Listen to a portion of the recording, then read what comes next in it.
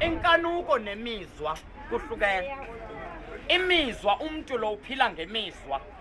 Njengoba sithetha sivana iMizwa leyenza sithethe sivana. Xa unyathela ibhotile yakuhlaba iMizwa lenza uba uvuba ekhona into endihlabayo phantsi konyawo. Umuntu uphila ngeMizwa. Inkanuko ke yona iyodwa kuneMizwa ayifani.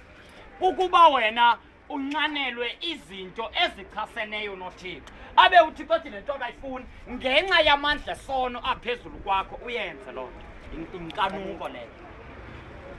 Inkanuko ngumvuzo wesono.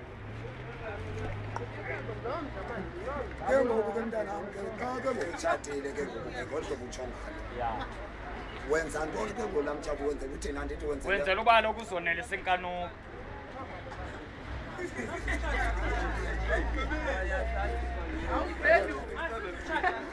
Intoni yenza abantu bangatshati bonke sisi? Akunjalongo sisi. Umtshato awuvele ukhona kudala. Sisi wami into eyenza umtshato ungabikho ukwanda kobubi. Inkanuko kusho ukuthi amandla esono senkanuko sengaphezulu. Abantu abakwazi ukulinda. Okwesibini, abantu uthando abanalo.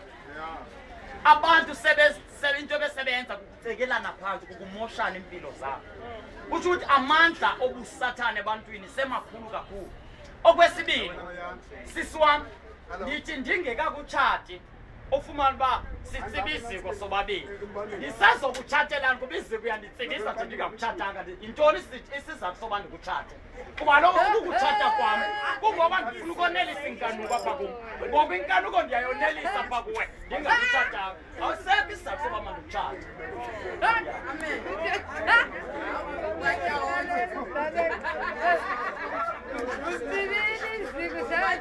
Uzatshatela ntoni? Kuba siswam xa wena umzali wam undondla akukho nto ndiyiswelayo. Xa ndidinga into ndilila kuwe uyandenzela. Sikhona izoba khona imfuneko yoba mandihambe ndiye emsebenzini. Ngeke ndiyosebenza uba mzamzele. Into enjalo ke sisi. Ngeke ndisakutshata kuba le nto ibizokwenza ndikutshate ndiyayifumana.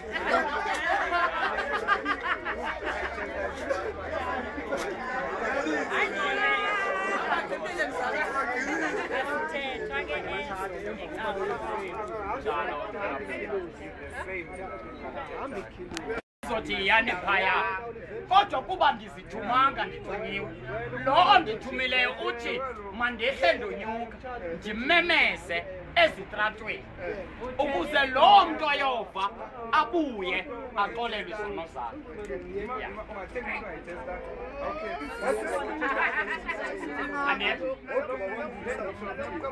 Kaloku xa ndimvisile umntu uvile kukuyeka kuba uyathathana le nto ayivileyo nokuba kayithathi. Akho nto umsebenzi uba mandimxelele qha ayikho into endizoyenza. Hayi ukwam umsebenzi uba ndizomxelela. Kukuwe kuba uyakholwa nale nto ndikuxelele yona nokuba ukholwa. Xa ukholwa uzoyenza, xa ungakholwa ngeke uyenze. Kaloku wenza le nto oyixelelwe yona. Le nto ukholwe yiyo yenze.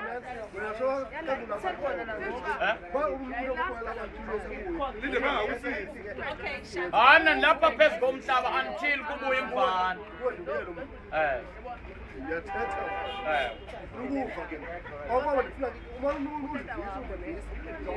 Akunjalo. Xa uxelelwe kwathiwa nali isango lokungena kungenwa ngeni. Ndikuxelele nje ndisazokwenza futhi hayi kumka ayinjalongo indlela yomdala.